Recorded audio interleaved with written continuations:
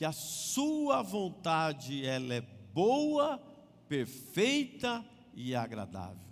A vontade de Deus ela é perfeita, a vontade de Deus é a melhor, a vontade de Deus ela é única para as nossas vidas. Por isso o desafio, por isso que quando nós lemos este capítulo, quando nós vimos as conexões que tem do capítulo 12 e o capítulo 13, Paulo ele escreve esse capítulo da carta aos Romanos na Bíblia para quê? Para fornecer orientações práticas e éticas para o povo naquela época. Ele está dando orientação, ele está dando informação, baseada em quê? Nos 11 primeiros capítulos que nós vimos até aqui. Os 11 primeiros capítulos, ele vem falando ali do quê? Vem falando de teoria. Ele vem falando de como nós devemos caminhar, como nós devemos fazer. E agora, do capítulo 12 ao capítulo 16, ele passa da teoria para a prática. Não adianta nada você ter teoria se você não coloca em prática. Não adianta nada você estudar e não colocar em prática aquilo que você aprendeu. Eu vi uma frase, eu não sei se eu vou lembrar exatamente: sabedoria sem prática é ignorância. Sabedoria sem prática é como se você fosse analfabeto. Se você não colocar em prática, não adianta nada. Por isso nós precisamos colocar em prática aquilo que nós estamos vendo e buscar aplicar essas verdades fundamentais que nós ouvimos até aqui, sobre graça, sobre justificação da fé, sobre a soberania de Deus, nessa vida cotidiana, na nossa rotina do dia a dia. Porque se nós não colocarmos esta teoria numa prática, e numa prática imediata, não adianta nada.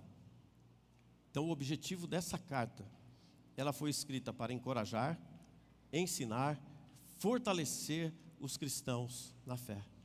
E serve para nós ainda hoje. E serve para todos os cristãos ainda hoje. Independente, vamos lembrar para quem foi escrita essa carta, independente se era para os judeus, se era para os gentios ou qualquer etnia daquela época. Mas, como Jesus, que ele veio, mas nem todos os receberam. E é isso que acontece muitas vezes.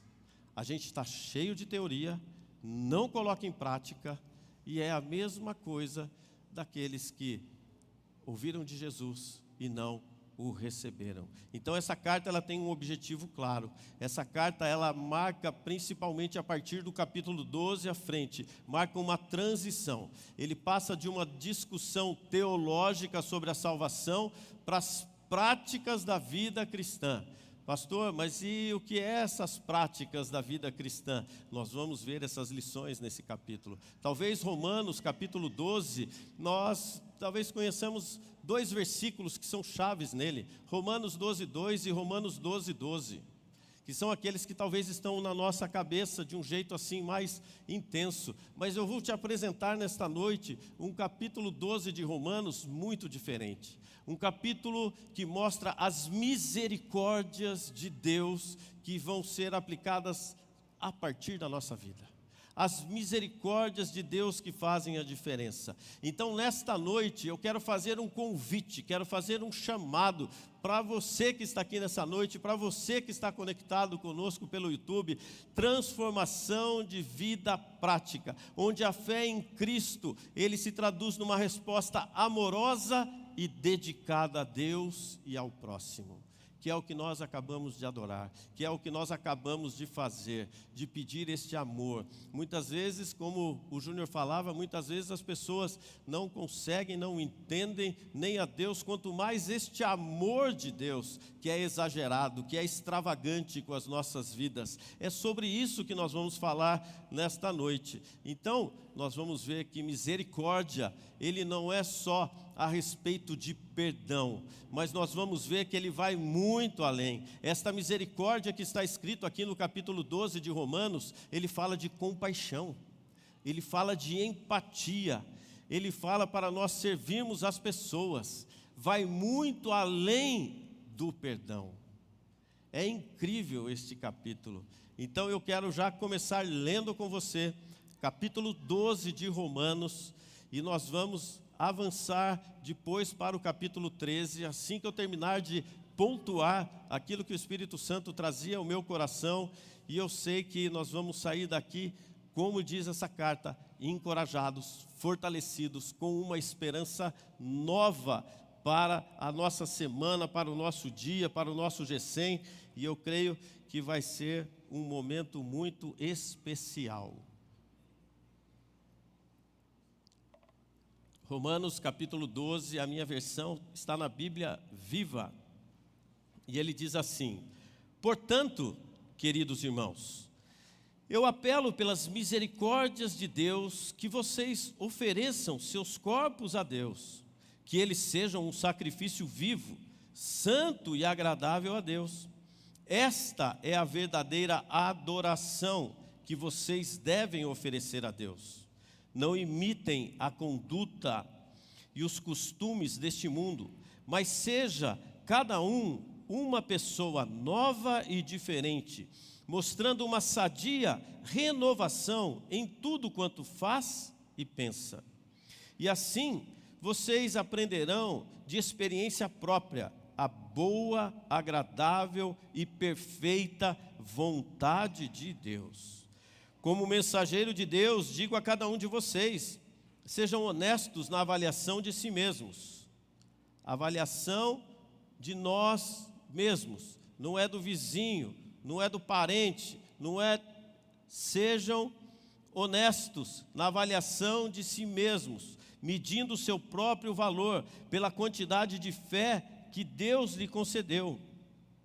Pois tal como existem muitos membros em nosso corpo, e esses membros têm um trabalho diferente a executar, assim também é com o corpo de Cristo. Todos nós somos parte dele, e cada um de nós é necessário para fazê-lo completo. Assim, pertencemos uns aos outros, e cada um está ligado a todos os demais. Deus deu a cada um de nós dons para fazer bem determinadas coisas, de acordo com a sua graça. Assim, se Deus deu a você o dom de profetizar, então profetize, de acordo com a proporção da sua fé. Versículo 7. Se tiver o dom de prestar serviço a outros, então sirva bem. Se alguém tem o dom de ensinar, ensine. Se é, na minha versão, animar, na sua provavelmente esteja exortar. Se é de exortar, animar os outros, então anime. Se Deus lhe deu o dom de contribuir, ajude os outros com generosidade. Se Deus lhe deu a capacidade administrativa de liderança, então exerça esse cargo com seriedade. Aqueles que levam um consolo aos entristecidos devem fazê-lo com alegria. Talvez na sua versão esteja misericórdia. Não finjam apenas amar os outros, amem com sinceridade. Odeiem tudo aquilo que está errado, coloquem-se ao lado do bem, amem-se uns aos outros com amor fraternal e tenham prazer em honrar uns aos outros mais do que a si próprios. Não sejam nunca preguiçosos no trabalho, porém sirvam fervorosamente ao Senhor. Fiquem alegres na esperança, sejam pacientes na dificuldade e sempre perseverantes na oração. Quando os filhos de Deus estiverem em necessidade, sejam vocês os primeiros a ajudá-los e criem o hábito de ser hospitaleiros. Se alguém o perseguir, não o destratem. Abençoem e não amaldiçoem. Quando outros estiverem alegres, alegrem-se com eles. Se estiverem chorando, chorem com eles. Trabalhem juntos com alegria. Não sejam orgulhosos. Não procurem cair nas boas graças de gente importante, mas tenham prazer na companhia de gente comum. E não sejam sábios aos seus próprios olhos. Nunca paguem o mal com o mal. Façam as coisas de maneira tal que todos possam ver que vocês são absolutamente honestos. Não contendam com ninguém, tanto quanto possível. Vivam em paz com todos. 19. Amados, nunca se vinguem. Deixem a ira com Deus, pois está escrito: minha é a vingança, eu retribuirei. Pelo contrário, se o seu inimigo estiver com fome, dê-lhe algo para comer, e se ele estiver com sede, dê-lhe de beber. Fazendo isso, você amontoará brasas vivas sobre a cabeça dele. Não deixem que o mal prevaleça, mas triunfem sobre o mal, praticando o bem. Pai, esta é a tua palavra. E como já oramos aqui, que cada tempo, cada momento deste culto, desta reunião, desta celebração, ela possa ser agradável a Ti, Senhor, mas que o Senhor use a minha vida, que o Senhor abra os corações, que as mentes estejam receptivas a tudo aquilo que o Senhor tem a ministrar aos nossos corações. Eu creio, Senhor, que nós vamos ter uma noite de revelações profundas e íntimas com o Senhor, com o Teu Espírito Santo, e que assim seja, em nome de Jesus. Amém e amém. Muito bem, então Paulo ele começa dizendo aqui, já no versículo 1 e no versículo 2, dedicação total. Dedicação total. A vida cristã começa a entregar a totalidade. Não tem como nós entregarmos a nossa vida para Jesus, dizer que Ele é nosso Senhor e nosso Salvador, e nós entregarmos 99% do nosso coração. Não, é 100%. Aqui é tudo ou nada. Aqui não tem eu acho, eu penso, eu estou em cima do muro, eu não sei ainda o que fazer. Quero lembrar você que o muro é de Satanás. Ou você se joga em Jesus, ou você se entrega em Jesus, ou você vai ficar vivendo uma vida de mais ou menos, uma vida que não vai avançar, uma vida que vai ficar patinando. Não tem como você entregar uma parte só do seu coração. Ou você avança, ou você caminha, ou você rompe com seus medos, com suas dúvidas, com suas incertezas, ou você vai ficar sempre um crente morno, um crente que não experimenta nada, não experimenta um batismo novo do Espírito Santo, não experimenta sonhos proféticos, não experimenta nada poderoso da parte de Deus. Por isso nós precisamos nos apresentar totalmente a Deus. Pastor, mas um sacrifício vivo, diz o texto. Sim, lá no Antigo Testamento, os sacrifícios eram feitos de que maneira? Como animaizinhos. E depois que vem Jesus, as coisas mudam. É tudo novo, é tudo diferente. Nós precisamos entregar a nossa vida completamente. Não é mais espiritualmente, mas é também fisicamente. Por isso nós precisamos entregar de que maneira esta vida ao Senhor. Nós precisamos ter uma vida consagrada, uma vida santa, uma vida separada, uma vida de busca, uma vida de intimidade, uma vida de nós orarmos, lermos. É consagração contínua, é uma vida dedicada a Deus em todos os momentos da nossa vida. Não tem como nós sermos cristãos apenas aqui dentro da igreja. Aqui é fácil. Quero ver nós sermos cristãos lá no nosso trabalho, lá na nossa faculdade, lá dentro de casa com os nossos familiares. Quero ver nós colocarmos isso em prática. Por isso, viver uma vida consagrada começa logo pela manhã. Começa quando você acorda, começa quando você entrega a primícia do seu dia. A palavra de Deus diz que as primícias forem santas, toda a massa será santa. Começa quando você agradece a Deus pelo fôlego de vida que Ele te dá. Começa quando você faz o seu devocional, quando você ora, quando você jejua. Esta entrega, este é o culto aceitável a Deus. Não se limita mais àqueles rituais antigos, mas ele penetra na nossa vida de um jeito que nós não conseguimos ficar fora dele. Este é o culto racional. Ele sugere esta dedicação total, não apenas externamente, mas internamente. E este internamente envolve o quê? Envolve mente e envolve coração.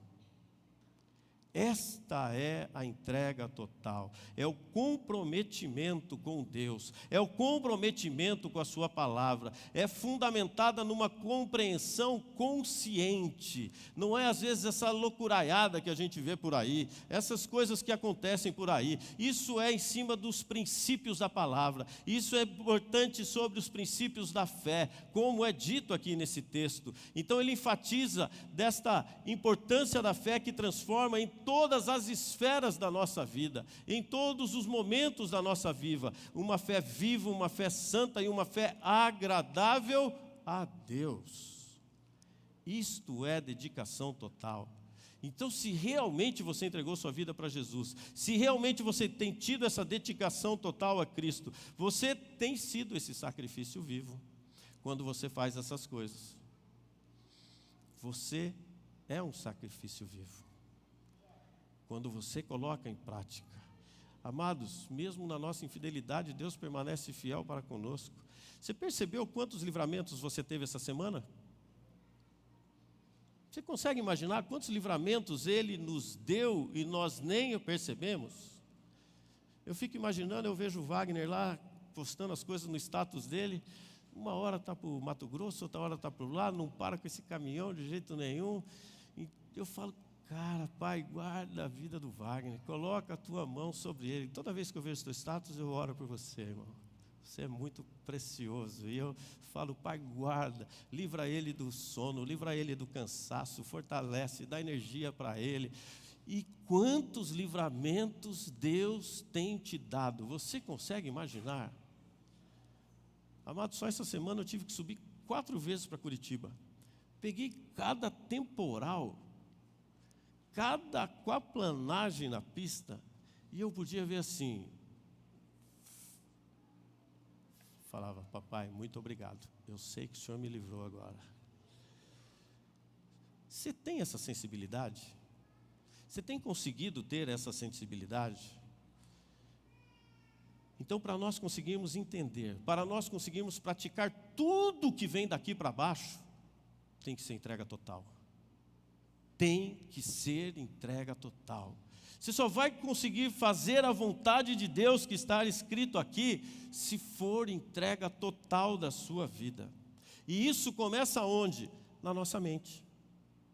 Começa com a transformação na nossa mente. Quando ele entra no versículo 2, ele diz assim: não imitem a conduta e os costumes deste mundo, mas seja cada um uma pessoa nova e diferente, mostrando uma sadia renovação em tudo quanto faz e pensa. E assim vocês aprenderão que de experiência própria, quer dizer, você vai ter a sua experiência com Deus. Você vai ter o teu testemunho. Você não vai viver contando o testemunho de outros. Você vai ter a sua experiência própria com Deus.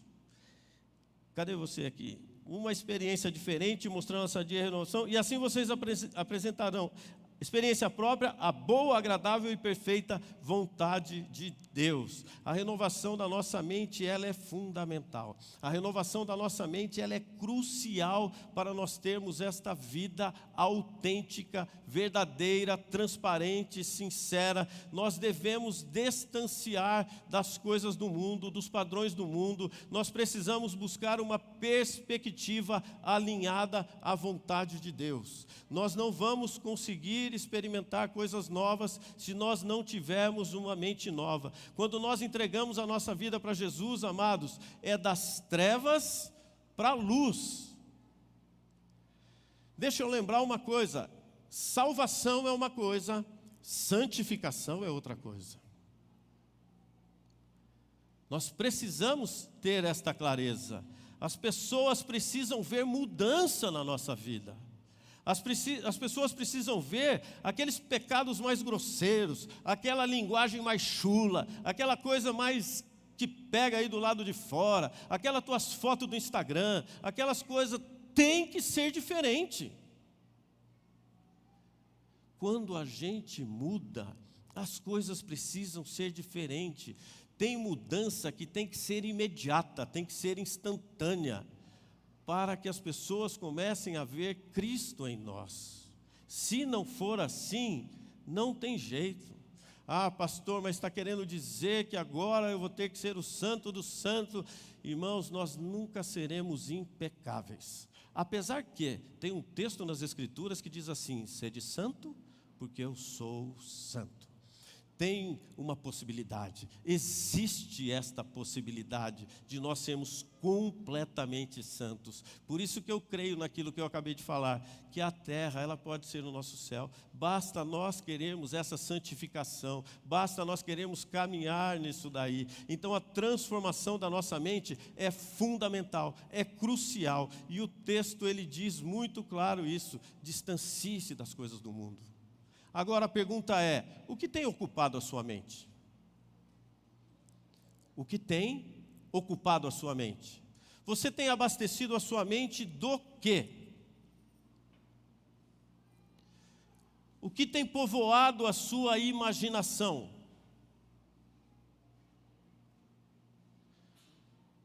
Acho que eu já comentei sobre isso, mas aqui reforça bem e cai bem. Eu via e lia um neurocientista, ele falava assim: os nossos pensamentos não são deletados. Sabe quando você pega lá teu notebook e pum, deleta, apaga? Os nossos pensamentos, na nossa mente não é assim. Na nossa mente os nossos pensamentos são substituídos. Como, pastor? Tira coisa ruim, lê coisa boa. Vê coisa ruim, vê coisa boa. Ouve coisa ruim, começa a ouvir coisa boa. É assim que nós substituímos as coisas ruins da nossa mente. Ó, passa, sai, tira. Entra pensamento ruim, declara uma promessa de Deus. Entra ansiedade, declara aquilo que está escrito.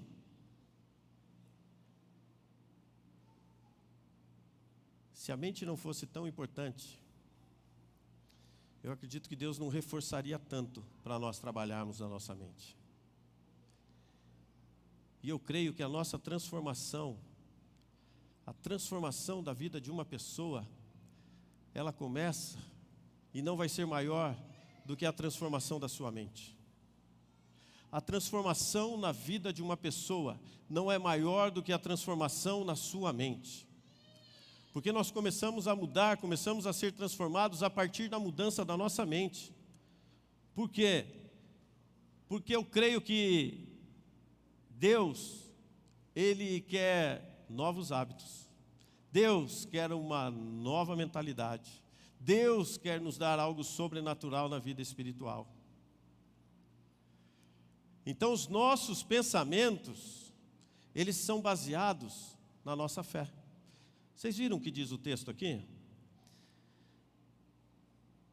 Deus deu a você o dom de profetizar. Então profetize, de acordo com a proporção da sua fé.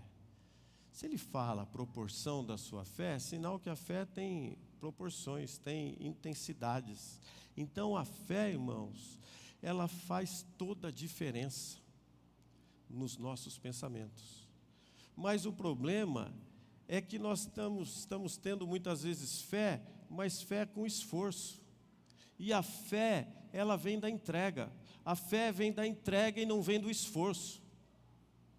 Fé é acreditar naquilo que você não está vendo. Então fé vem de entrega e não de esforço. Aprende isso. Recebe isso.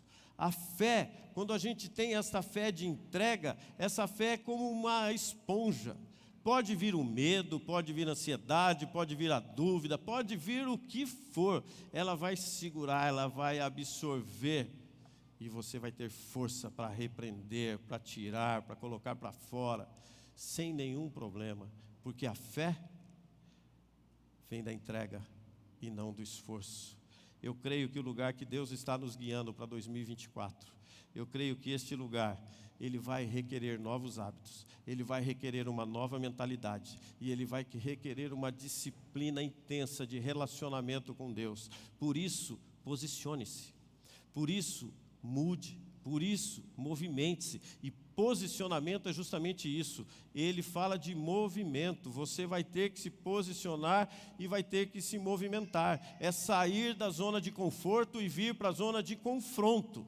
Vai ter que vir para o fronte, vai ter que vir para a frente. O povo, quando saiu e entrou lá na terra prometida, antes eles tinham lá uma perseguiçãozinha, cada meia dúzia de vezes ali, mas quando entra na terra prometida, o que acontece? A luta era quando? Era todo dia.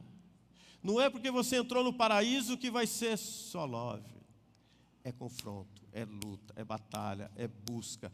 Mas pastor, como que eu vou conseguir essa mente? Você já tem essa mente. Se você entregou sua vida para Jesus, 1 Coríntios 2,16 diz assim: pois quem conheceu a mente do Senhor para que possa instruí-lo?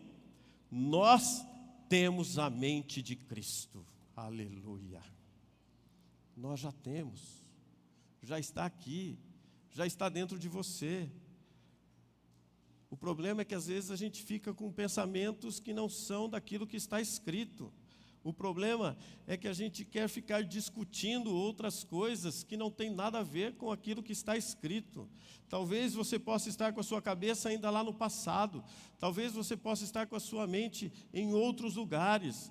E talvez possa ser que você não esteja utilizando a sua mente da maneira correta.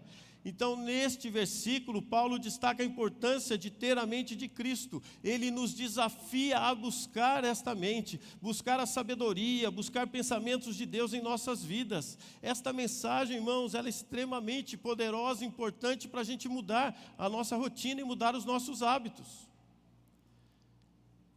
Dedicação total. Renovação da nossa mente. Passos poderosos para esses dias. Mas aqui ele continua dizendo, no versículo 3, como mensageiro de Deus, digo a cada um de vocês, sejam honestos na avaliação de si mesmos, medindo o seu próprio valor pela quantidade de fé que Deus lhe concedeu. Pois tal como existem muitos membros em nosso corpo, e esses membros têm um trabalho diferente a executar, assim também é no corpo de Cristo. Todos nós somos parte dele, e cada um de nós é necessário para fazê-lo completo. Assim pertencemos uns aos outros, e cada um está ligado por todos. Ele está falando assim, cada um aqui possui um dom específico. Cada um aqui tem algo especial que Deus colocou quando você foi gerado. E ele mostra uma lista aqui de 7 dons. E Paulo fala assim, eu distribuí no meio da igreja, eu distribuí no corpo de Cristo. E você que tem este dom de profetizar, eu desafio você a confessar Jesus. Eu desafio você a chamá-los para uma ação prática de profetizar sobre a vida dos outros. Eu desafio e convido você, e profetizar de que maneira? Conforme a proporção da sua fé.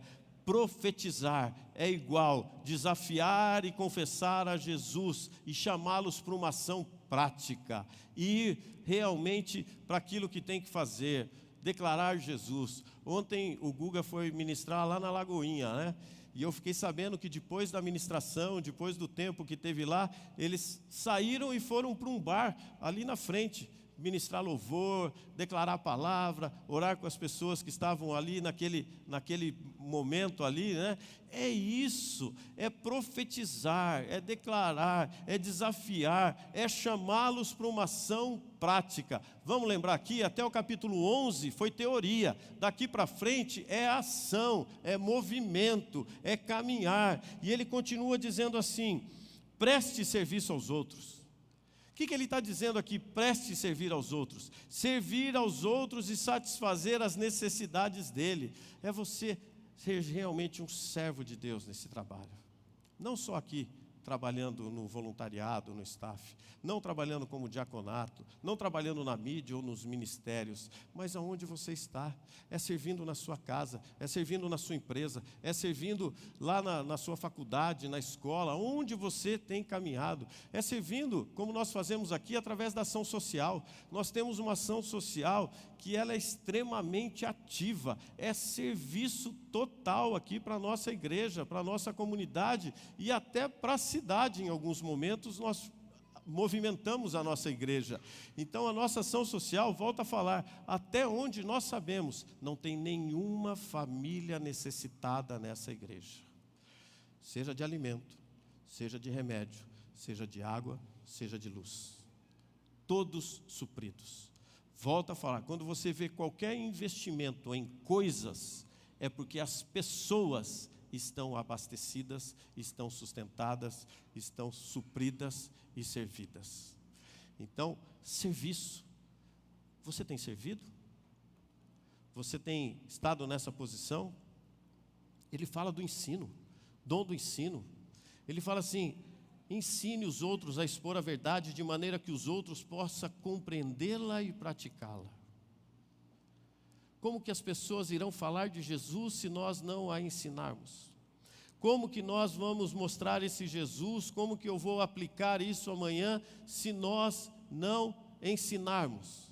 Você tem ensinado aquilo que você tem recebido aqui? Você tem colocado isso? Você tem compartilhado isso com as pessoas que estão ao seu lado? Ensinar as pessoas a apresentar Jesus. Você pegar essa mensagem de hoje e ensinar outro. Olha, eu aprendi isso ontem. Olha que interessante. O que você acha disso? Como você entende essa passagem? Como você entende este momento aqui que Paulo trazia lá para os romanos? Ensino. Tenho certeza que temos pessoas com muito talento no ensino. E a exortação? Quando ele fala ali, se é de animar os outros, então anime. Ele está falando, encoraje as pessoas. Fortaleça as pessoas. Inspire as pessoas. Exortação não é só trazer correção, bater, malhar, não. Exortação é você encorajar, fortalecer, inspirar. Quem você tem inspirado? Quem tem desejado caminhar com você? Quem são os seus discípulos? A quem você tem inspirado? Qual é a tua fama?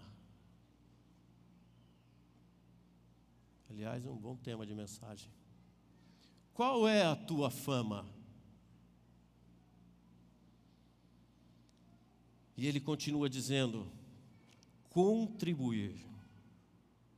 Se Deus lhe deu o dom de contribuir, ajude os outros com generosidade. Generosidade é você repartir o que tem recebido de Deus. Irmãos, o dinheiro que Deus te dá, você precisa saber administrar. Nós simplesmente somos mordomos dele aqui nessa terra. Se ele tem confiado algo em suas mãos, administre com zelo, administre com cuidado, administre da maneira correta, administre o recurso que Deus colocou, de que maneira? Pergunte para Ele a hora que você for gastar o seu dinheiro que você pensa que é seu, mas é Ele que colocou na sua mão, se vai ser um investimento certo, se você está gastando da maneira certa, se você está fazendo do jeito certo, se essa compra que você está fazendo, seja de uma roupa, seja de uma bicicleta, de uma moto, de um carro, de uma casa, se ela está com a motivação certa. Se é ali mesmo que Ele quer que você coloque o seu recurso, o seu dinheiro. O dinheiro tem sido um servo ou tem sido um senhor na sua vida? Se nós entregamos a nossa vida para Jesus, se Ele é nosso Senhor e Salvador, então o dinheiro tem que ser um servo. É Ele quem tem que trabalhar para nós. Quantas vezes você foi no supermercado e talvez você está ali naquela fila do supermercado e o Espírito Santo falou assim, paga a conta do seu irmão ali na frente. Quantas vezes você chegou no posto de gasolina e o Espírito Santo falou assim, paga o abastecimento daquele seu irmão? E quantas vezes você teve essa experiência e na hora veio assim, o quê? Você vai pagar? Já pensou o que ele vai pensar de você? Já pensou a reação da pessoa? Você vai chegar lá, ele vai falar assim, está pensando que eu não tenho dinheiro? Está pensando que eu estou quebrado? Está pensando que eu não tenho condição? Está pensando? Isso é o jeito que Satanás trabalha na nossa mente. E eu fui lembrando dessas coisas, e eu sei que sempre que eu testemunho algo aqui, primeiro o testemunho é para a honra e glória do nome do Senhor. Isso que eu acabei de falar para vocês, contar para vocês, testemunhar para vocês, isso acontece com uma frequência incrível comigo. E às vezes eu estou no posto, antes, no início, a pastora falava assim, onde você vai? Eu falei, espera aí. Hoje, quando ela vê eu saindo estou abastecendo dentro do carro, ela vê eu saindo, indo para o caixa, ela já nem pergunta mais. O que você fez? Né? Não, para quem que foi? não é o que você fez. Para quem foi? Eu falei, não, aquele fulano ali, assim, assim, assim. Fui entregar um pouquinho do amor de Deus para a vida dele. Contribuir generosamente. Contribuir de coração. Contribuir sem esperar nada em troca. Contribuir sem esperar nenhum tipo de retorno. Contribuir. E ele continua dizendo assim, liderança. Deus te deu capacidade administrativa de liderança. Então exerça esse cargo com seriedade. Está falando assim, governe, supervisione os outros de maneira que o grupo sempre siga em frente. Amados, o meu sonho é ficar fora de frente da igreja e tudo continuar caminhando muito melhor do que se eu estivesse à frente. É para isso que eu trabalho aqui. É para isso que eu inspiro os nossos líderes, os nossos pastores. Sabe por quê? Eu aprendi um dia que sucesso sem sucessor é igual a fracasso. Sucesso sem sucessor é igual a fracasso. Eu vinha de um grupo muito grande de concessionárias e nessa bandeira que nós trabalhávamos, o maior índice de quebra das concessionárias era na sucessão dos pais para os filhos. Maior índice. Então, sucesso sem sucessor é igual a fracasso. Você tem conseguido liderar bem? Você tem tido essa capacidade administrativa? Você tem conseguido ter esta liderança onde você está? A palavra diz aqui para você fazer com zelo. A palavra diz, não faça o seu serviço de qualquer maneira. Se você está fazendo, principalmente para a obra de Deus, não faça a obra de Deus relaxadamente. Se você faz parte de um ministério, se você faz parte de uma célula, se você faz parte de um grupo, se você faz parte de um ministério, sirva da melhor maneira, coopere da melhor maneira, se entregue completamente, totalmente, como um sacrifício vivo para esse trabalho. Liderança administrativa. Como você tem feito isso? Tem dado certo? E ele continua dizendo assim, misericórdia. Misericórdia, aqueles que levam consolo aos entristecidos devem fazê-lo com alegria. Misericórdia não é só sobre perdão, misericórdia é sobre empatia, misericórdia é sobre compaixão, misericórdia é você trazer consolo ao triste, aquele que está abatido, desanimado. Você tem sido uma pessoa misericordiosa? Você tem conseguido ter este envolvimento com as pessoas? Paulo, nesse capítulo 12, como eu falava, ele é muito maior do que apenas essa transformação da nossa mente, apesar que começa tudo ali, nessa entrega. Para você conseguir cumprir todas essas coisas, você vai ter que mudar uma chave aí na sua cabeça. Você vai ter que pegar um celular, você tem que trocar o chip. Você vai ter que fazer alguma coisa para que as coisas aconteçam diferente. Todos os recursos que Deus te concedeu, eles devem ser usados. O problema é que nós colocamos ele muitas vezes numa caixinha. Eu já contei para vocês aqui onde está a minha caixinha, né? O pessoal fala aí, né? Pensa fora da caixinha. Quando eu saí da caixinha, sabe o que eu fiz? Eu piquei o pé na caixinha. Nem caixinha eu tenho mais para pensar fora dela. Nem sei onde é que está a minha caixinha. Sabe, Ali? Já era. Já meti uma bicuda nela e foi embora.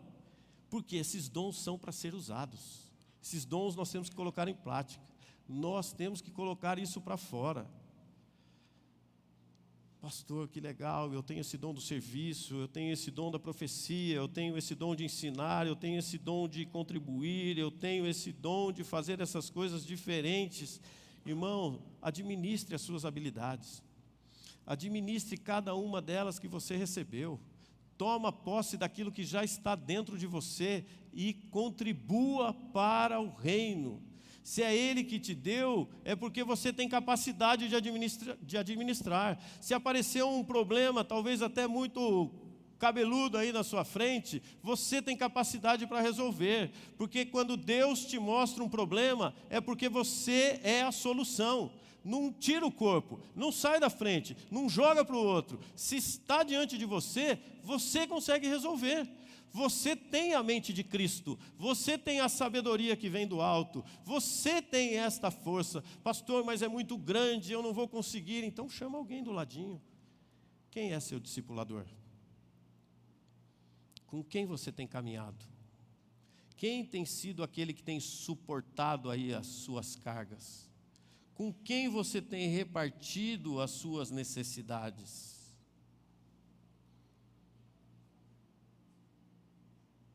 O solitário busca o seu próprio interesse.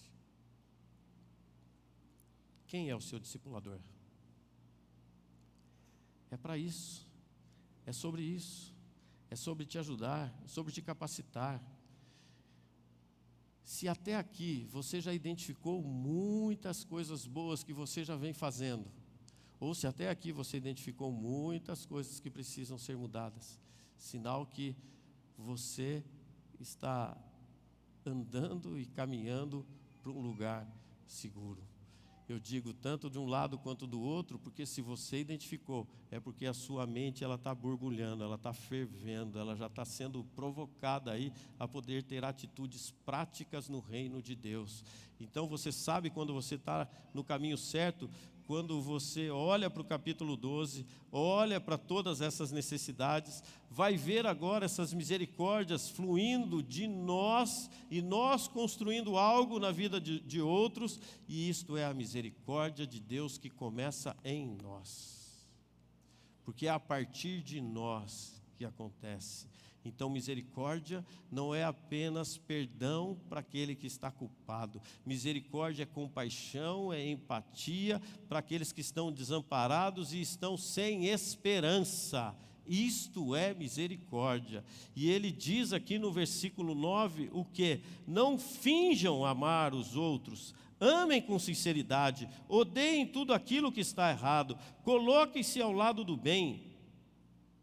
Paulo ele está dizendo assim: tenha um amor sincero, tenha um amor verdadeiro. O amor deve ser sem hipocrisia. O amor tem que ser autêntico. O amor tem que ser sincero. O amor ele tem que manifestar atitudes práticas. O amor é o que o amor faz. O amor não é simplesmente verbalizar, mas você está tendo atitude prática de amor.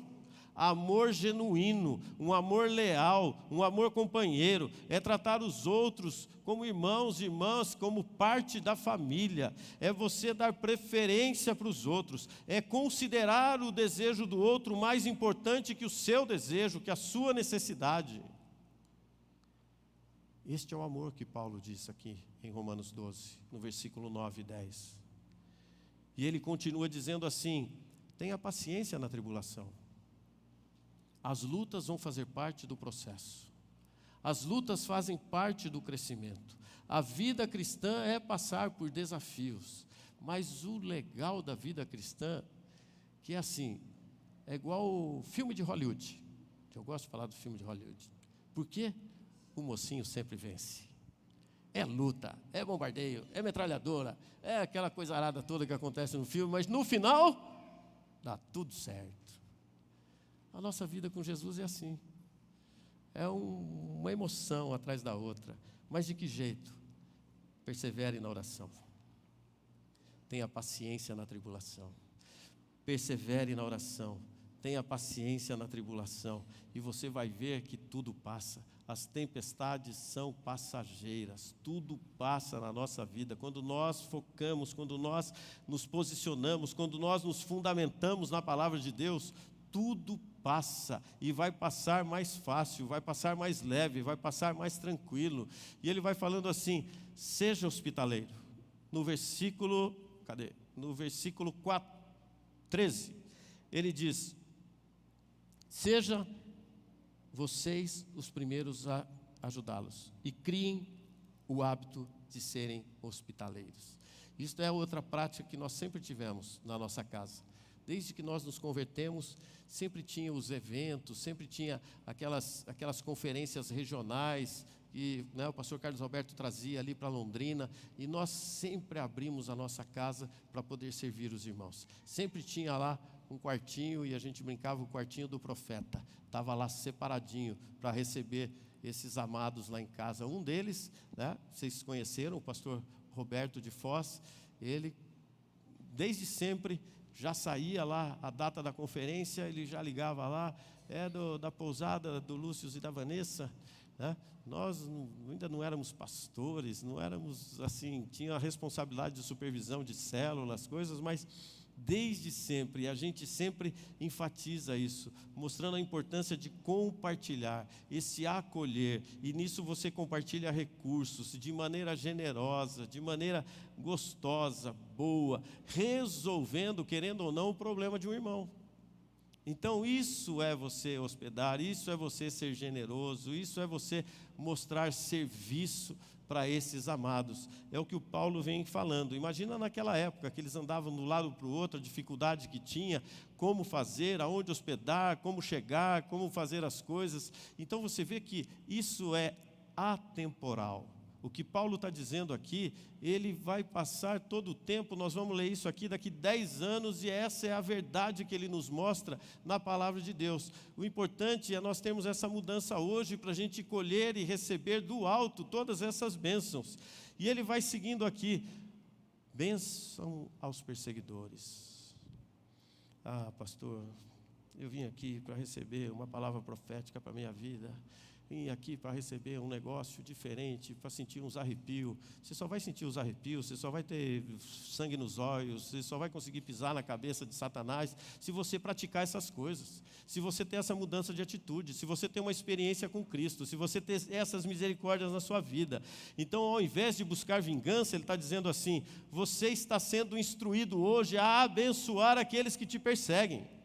É aí que você vai refletir o amor cristão.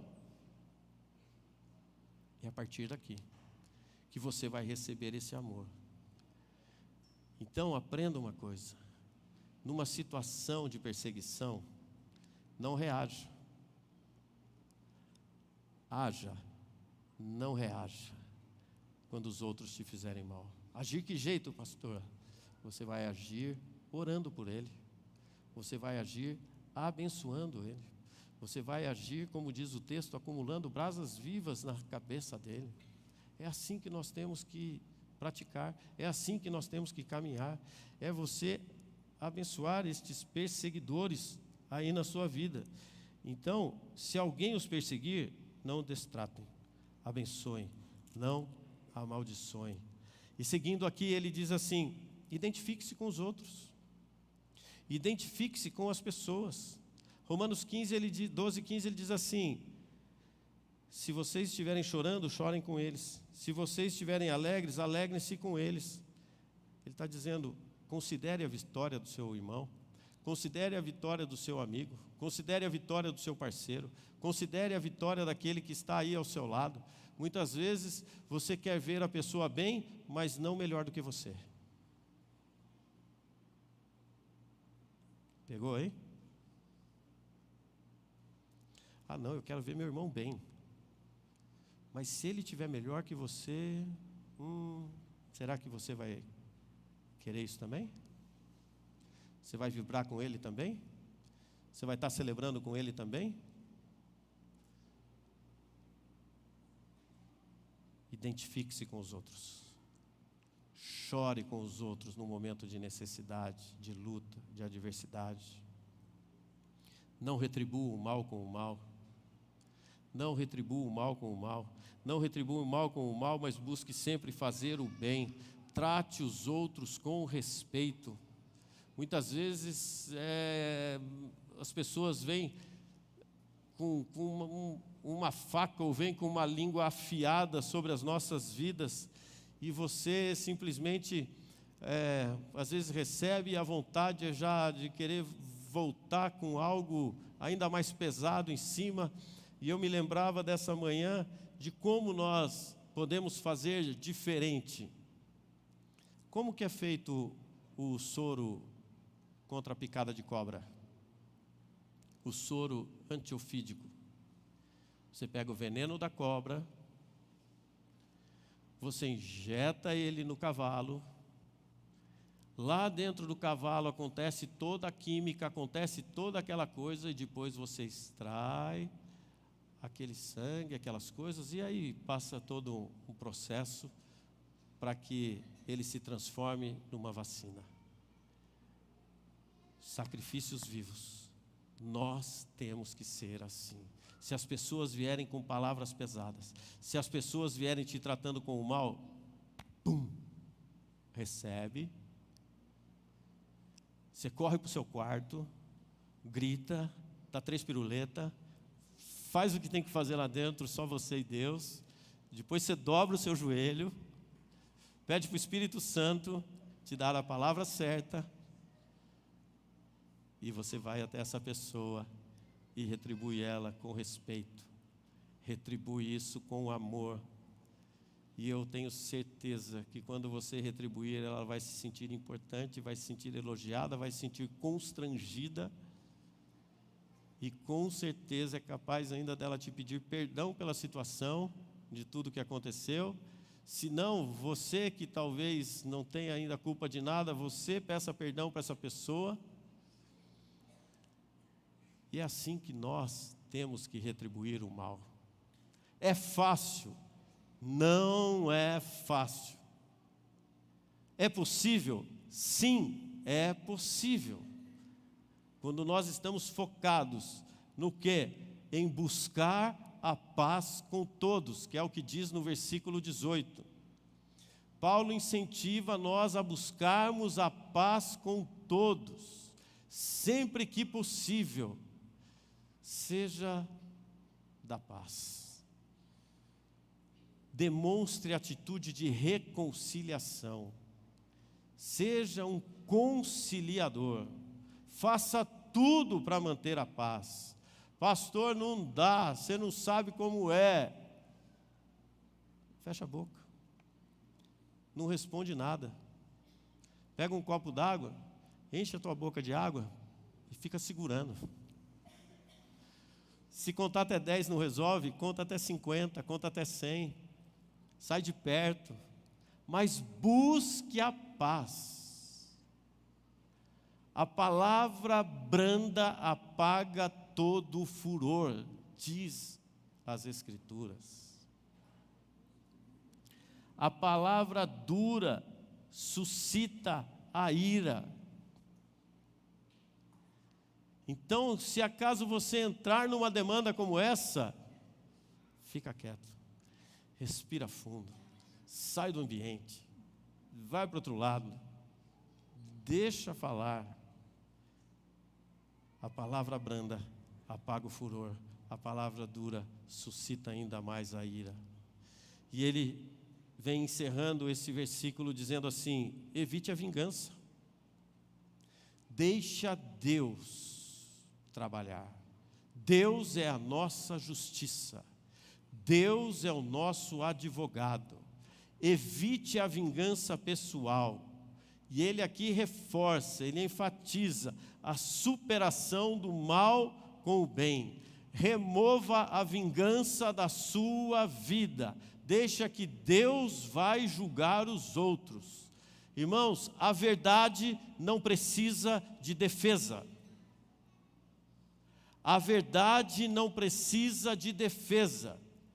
Se é a verdade, no momento certo, a defesa vai vir em seu favor. Por isso, entregue. Por isso, deixe nas mãos de Deus. A palavra de Deus diz que tudo que está encoberto, uma hora vem à luz. A palavra de Deus diz que os humilhados serão exaltados. Ou nós cremos nessas verdades, ou nós vamos continuar sendo cristãozinhos aí de querer ficar batendo boca no Facebook, ficar batendo boca no Instagram, ficar aparecendo lá, tananá.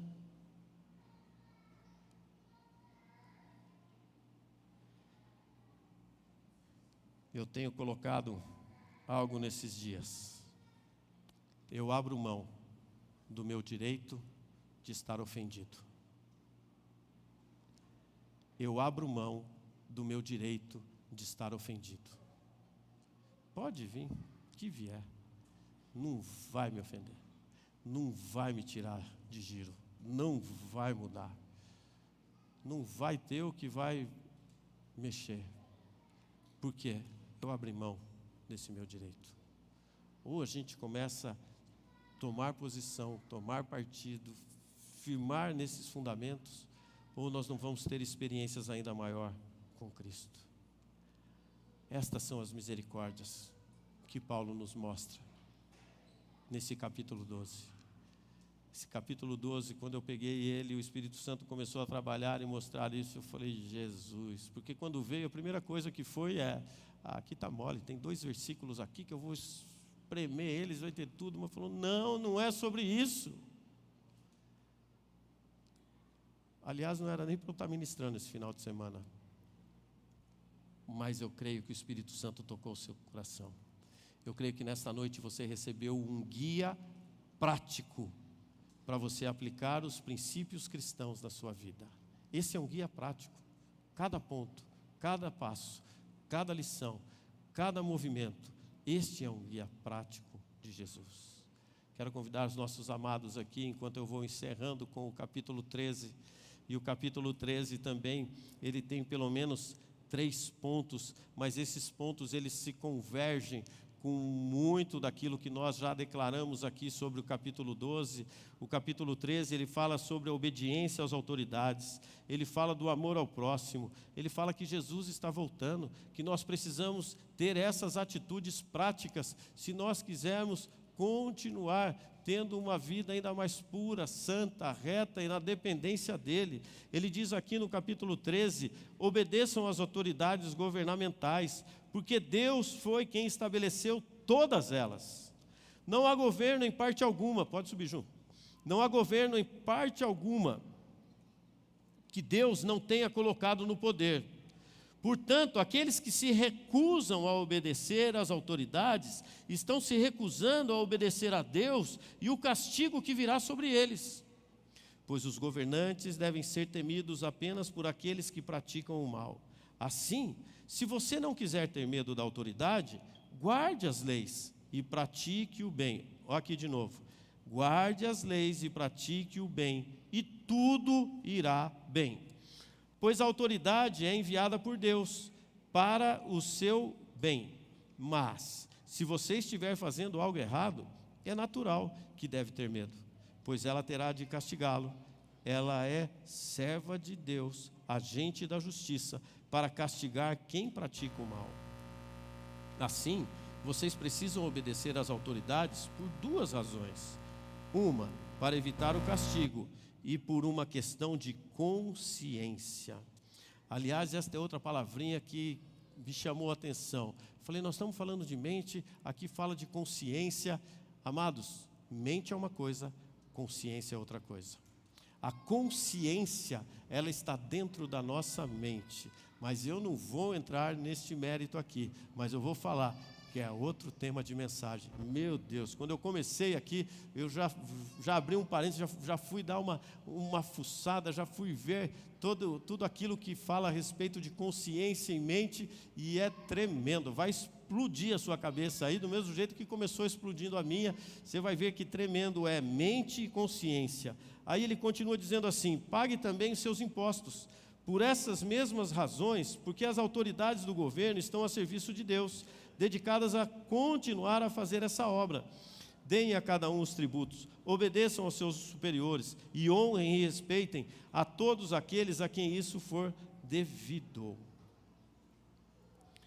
Sabe o que está dizendo aqui? Ele está falando assim, teste de autoridade. É sobre isso que Paulo está dizendo. Teste de autoridade. Submeter-se às autoridades dadas por Deus. Paulo aqui ele é muito prático quando se trata de aplicar a nossa fé à nossa vida. Paulo aqui ele nos desafia a nós nos submetermos a todas as autoridades constituídas por Deus. Para as crianças, quem são autoridades sobre a vida delas? Os pais. E nós temos os nossos governantes, temos os nossos patrões, para aqueles que são empregados, tem a liderança da igreja, para quem faz parte de um ministério. Mas por que nós deveríamos nos submeter dessa forma? Porque eles são pessoas mais dignas do que eu ou você? São pessoas mais confiáveis neste mundo do que eu e você? Não. Deus simplesmente nos coloca debaixo de um teste.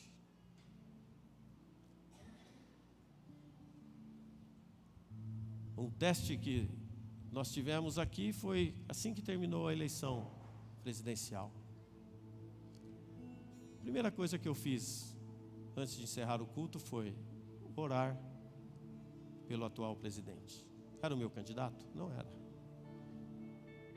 Mas a minha função como ministro, como cristão, é orar pelas autoridades. Sabe o que eu estou dizendo quando eu não oro por alguém que ainda não conhece Jesus? Eu falo assim: Jesus não tem poder para mudar e converter ele. Eu estou anulando a obra da cruz. Orar pelas nossas autoridades. Sabe por quê? Deus quer te colocar numa posição de liderança. E antes dele te colocar numa posição de liderança, nós devemos aprender a seguir outros líderes, apesar das diferenças. É assim que ele forja o nosso caráter sobre liderança. Na verdade, isso é duro. É um teste duro que vem quando nós discordamos de autoridades legítimas. Quando nos recusamos a exigir nossos próprios caminhos e a aprendermos a nos submeter aos outros, o nosso coração, ele começa a ser mudado. E é a partir de um teste como esse que Deus confia a nós a liderança a outros. Teste de liderança. Agora tem exceção, tá, meus amados? A exceção é quando exigem você fazer algo contrário ao caráter de Deus. A exceção é quando exige você fazer algo contrário aos propósitos de Deus. Aí não. Pode ser quem for. Este é soberano. Esta é a nossa verdade. Então, o capítulo 13, ele é muito claro. E como foi incrível eu estudar mais fundo esses dois capítulos. Quando ele falava assim, isso é um teste. Entendi. Então, se você almeja algo mais, aprenda com o que está escrito. Apesar das diferenças, Deus está forjando em você um caráter de um líder para fazer a diferença na vida dos outros.